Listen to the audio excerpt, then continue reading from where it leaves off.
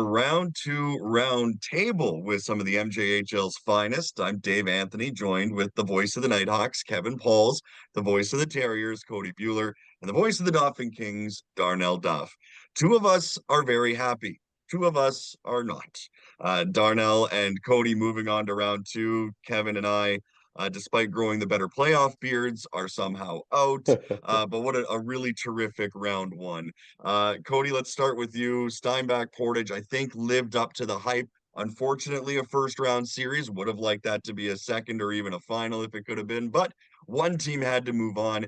And there were a lot of positives the Terriers can take from what they did in round one to round two against the Kings. Just your thoughts of that series and some of those things that they plan to carry over. Yeah, that first round was a really good series. And when you look at all of the games, they were almost all of them were decided by one or two goals, one game going into double overtime. And I think that when the Terriers play a really good team like Steinbach right off the hop, it gets you right into that playoff mentality that every shift, every period is going to be intense and is going to be hard. And so it's not like an easy first round walk by any means. And so it's, I think, hopefully going to get them a little bit more battle tested and ready for round number two when they take on the Dauphin Kings, who are a very tough team as well. There's no easy out in the playoffs, and especially the further you go. And so we'll see how round two shapes up. Darnell, for you to see your whole team healthy for the first time in a while had to be a big plus, and they got the job done against Wewe Capo. Made it a little more difficult, maybe, but you knew Wewe was going to push back there in Game 4. But you get out of there in 5, you get a little bit of rest. Guys who were nicked up get some rest. What did you like about the Dauphin Kings, and what did you see from them as a group that they can carry over into this series? I first of all want to give congratulations to Wewe Capo making the playoffs for the first time since 2022. Landon Cochran got his first MJHL playoff win in game number 4, and Mariko Bercier. If he's the future of Wewe Capo, they're in good hands. He's only 18 years of age, and he was absolutely unbelievable on that series, including a 53 save performance. But when it came to the Kings, I just liked how they stuck with it. They never got away from their game plan, even when the Wolverines stuck it to them and pushed back hard. The Kings were able to come back and push back just a little bit harder. Despite that setback in game number 4, it was a game that was less than 2 minutes away from going into overtime. I thought the Kings did a really good job of keeping Wewe Capo to the outside, limiting their good chances. And sure, the Wolverines were a fourth-place team, but they had some pretty significant talent, including Jackson Gross-Didier, Sebastian Hicks, Owen Pringle, Riley Cisa had a really good series. So I just like with the Kings, they just stuck to it, stuck to the game plan, and found out a way to grind out a 5-game series. Kevin Pauls, our goalie guru of the group. Mitchell Caitler, obviously a fantastic season, rookie of the year. We know what Cole Sheffield can do. Still, I can still picture his performance from the MJSJ showcase, as I'm sure many of the players on the Saskatchewan team can as well from their nightmares. We know that this goaltending battle is going to be otherworldly. Just take us through your thoughts of this crease battle.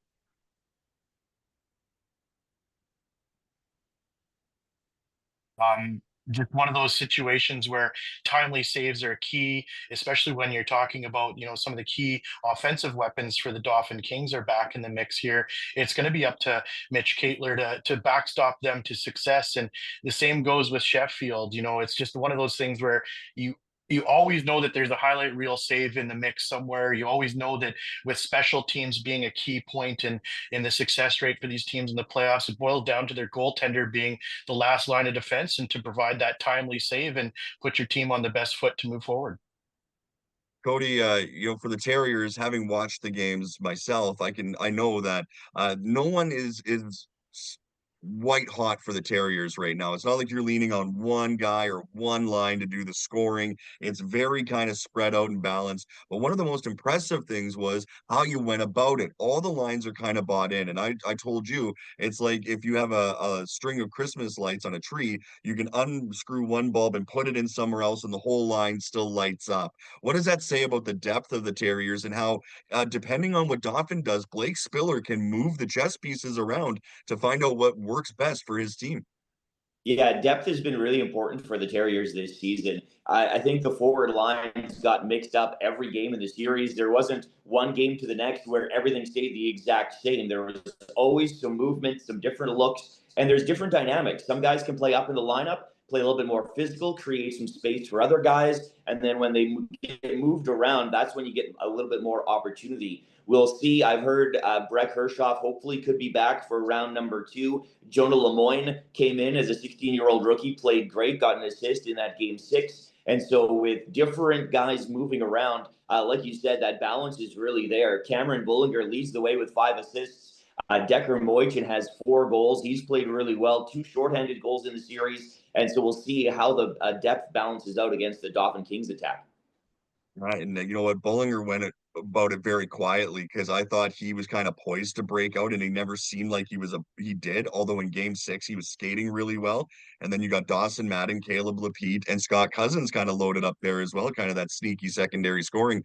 Darnell Duff, take us through what you think about the Kings. Are they more front loaded with those big offensive weapons, a power play that can make teams pay? Or are they a little bit more spread out like a Terriers club and you maybe see Doug Headley going line matching in this series? What are your thoughts?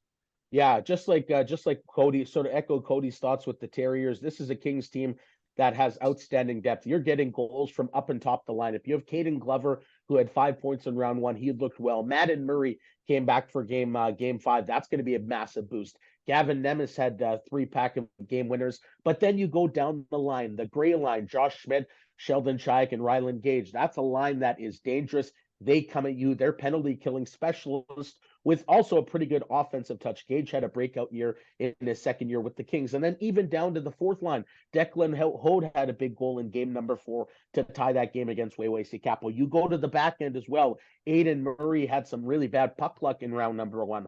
Ty Pratt has an offensive touch. We know what Matthew Thomas can do. Naaman Hofer, Matthew Hahn. This is a really well-tuned, oiled machine from top to bottom. I don't think Doug Headley's going to have a problem whatsoever matching what the Terriers can bring from line to line. And then, of course, you have Cole Sheffield in the net. You always have to be feeling good when you have one of the top netminders in your crease, and that's what the Kings do have in Cole Sheffield. And it's going to be incredible to watch these teams go about finding offense. We'll maybe get to that coming up in our random thoughts here in just a second. But Kevin, you know, us not having a stake in this series, I think you and I can both agree. I just hope they hit each other a lot and really hard. I'd like to see a good physical series here between Portage and Dauphin. And if it does get to that, who's got the edge in the physicality, the Dauphin Kings or the Portage Terriers? Assessment would be the Terriers, you know, with their size and watching how they operated during the season, at least when I got to see them in person with the Nighthawks. But both teams offer, I think that the theme of this conversation being about depth is going to be what I'm most intrigued for, is to see that secondary support, see those timely goals, and both of these teams, you know, coming into a healthy situation here offers a wide variety of opportunities for that. And this is going to be great for both fan bases. Both of those rinks are really fun to watch hockey games in. So I just hope everybody stays healthy, and I hope they can bring their, you know, their best forward here, because this is what's great about the Manitoba Junior Hockey League is we come in, we get the best at the best opportunities here. Yeah, and I think, Cody, we were talking about it before game 6. You know, if it ended up being Portage Dauphin, fans are going to travel on both sides, and Stride Place and Credit Union Place, fantastic places to go watch games. So if you're a neutral fan, even go and watch this series because it's going to be a great place to watch and it's going to be a great game. Before we get into some players to watch and our series predictions, Cody Bueller, a random thought that you have either, you know, going into this series or about the Terriers you want to share? Yeah, the one thing I wanted to share was about the special teams. The penalty kill was really good in the first series. Not a lot of, I think only 1 power play goal for the Steinbach Pistons in game 1, even though it wasn't even officially put up on the score sheet. But it was a power play goal for Steinbach. The Terriers actually scored 2 shorthanded goals, so more shorthanded goals than the Pistons had on the power play. The Terriers' power play, though, only had 3. And that's something that is going to need to get better in this next series. And so that's something I'm going to watch. I know I was looking at the Kings didn't have a ton of power play goals either. So it's going to be kind of interesting to see who can win the special teams battle. That's always a factor in the playoffs. Wasn't as much in round 1. We'll see if that changes, if teams can kind of watch video and get something going in round 2. Yeah, I think you're right. They Portage only had three, but they had two in one game, both by Nolan Ninow. But the power play looked more dangerous than the numbers would indicate. Every time the Terriers were in the zone, there was something there. It's when they won the faceoff, they were dangerous. If you clear the zone on them, then they have trouble entering the zone. So that's something they're going to need to tidy up. Darnell Duff, a random thought you have about the Kings heading into this series, or just an overall look at what you've got in your mind?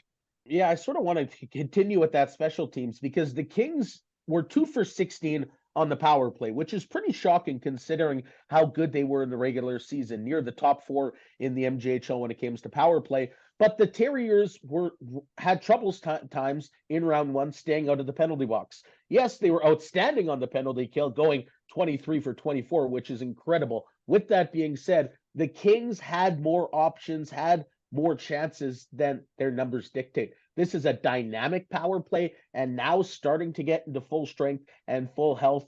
We're going to get that chemistry throughout the week. The teams are practicing on that as well. So I think special teams is going to be huge. Dauphin did a pretty good job on the penalty kill as well. So I think this series could ultimately come down to a key power play goal at a key time. And whoever can get that key goal could perhaps go to the Turnbull Cup final. Is Matt Thomas healthy, Darnell? Matt, yeah, he is.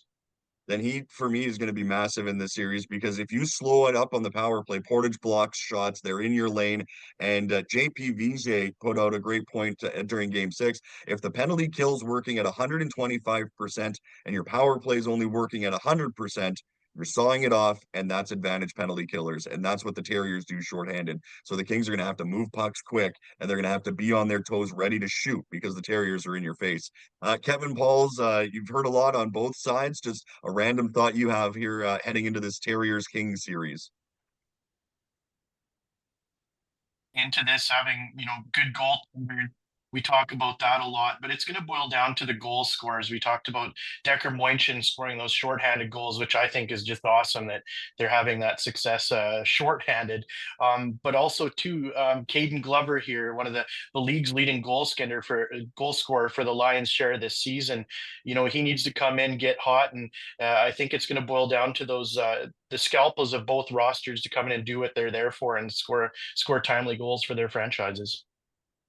Yeah, whether it is power play or 5-on-5, you got to find goals, and both teams can definitely do that. All right, before we get into series predictions, Cody Bueller, a player that stands out for you that you could either see making an impact or maybe deserves more eyes on them for what they bring to your Terriers.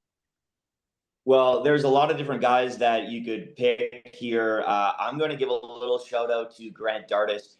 He was one of the best Terriers in that round one, and I was chatting with the coaching staff, and we were looking at some of the best players and who was the best. Mitchell Caitler was great in net. Nolan Ninow, Decker Moinchin playing great up front, but Grant Dardis, he plays a ton of minutes. Him and Owen Witt, both of those guys, I think are going to be key in this next series. They can create offense from the back end. They skate so well. They will be on the ice a ton in this series, and so I think they're definitely going to be some key players to watch that might sometimes fly under the radar. They don't always get the points, but they're definitely big factors on the blue line for Portage. I got bad news for you, man. They don't fly under the radar. The way that they control play for the amount of minutes they play, how good they are with their legs, how they jump up and read the play, they're not flying under the radar. Both of them were fantastic in round one, and they'll only be getting better. Maybe for the casual fan, but yeah, definitely Maybe. Anybody who's been watching the series closely would know those guys are big factors. Yeah, you watch a hockey game, those two stand out on the back end. Darnell Duff, an X factor for you or a player that you believe deserves some more eyes on them for the Dauphin Kings in this series? I don't know if I don't know if the right word is underperformed in the regular season, but I think if you talk to him, he would have wanted more. Gabriel Bugeaud this year had 32 points in 52 games, 15 goals. We saw what he did in round number one. He had 5 points in 5 games. He had 2 goals in game number 5 in that decisive game. He is so fast. He has a great knack of beating guys to the outside and finding open space and time. And when he does, he's a pretty good goal scorer when he gets that space, and he's got a really good shot as well. So I think Gabriel Bugeaud built that confidence that he needed in round number one. I think he pairs very well with the Ukrainian sensation and Havril Simchuk. I know Ethan Stewart was injured there in the back half of game 5, so we'll see what his status is. leading up to game number 1. But I think Gabriel Bougeot is stacked up here for what should be another really good series for him. Kevin Paul's the outsider in this series. I know it's kind of easier to stand back and view both rosters like now that you're in this position. So take us through an X factor or two that you believe could stand out and be a big impact in the series.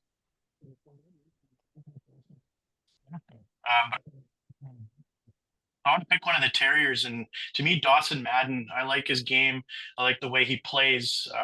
He can contribute in numerous different levels, and scoring 3 goals in that first series has obviously been a huge bonus for the Terriers. So they have so many. Both teams have so many players to offer here. It's I hope this series goes long, and I hope everybody has a chance to factor in.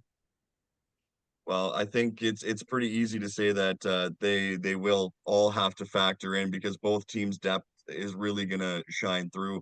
And I like that pick of Dawson Madden. I'm gonna throw out a right-handed a defenseman, Matthew Hahn, 5 assists in 5 games.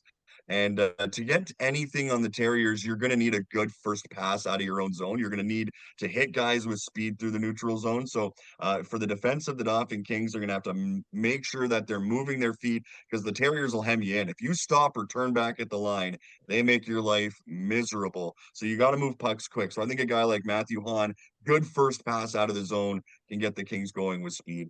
All right, let's do series predictions. I'm not interested at all in what Cody and Darnell think, but that's where we'll start because well, we have to.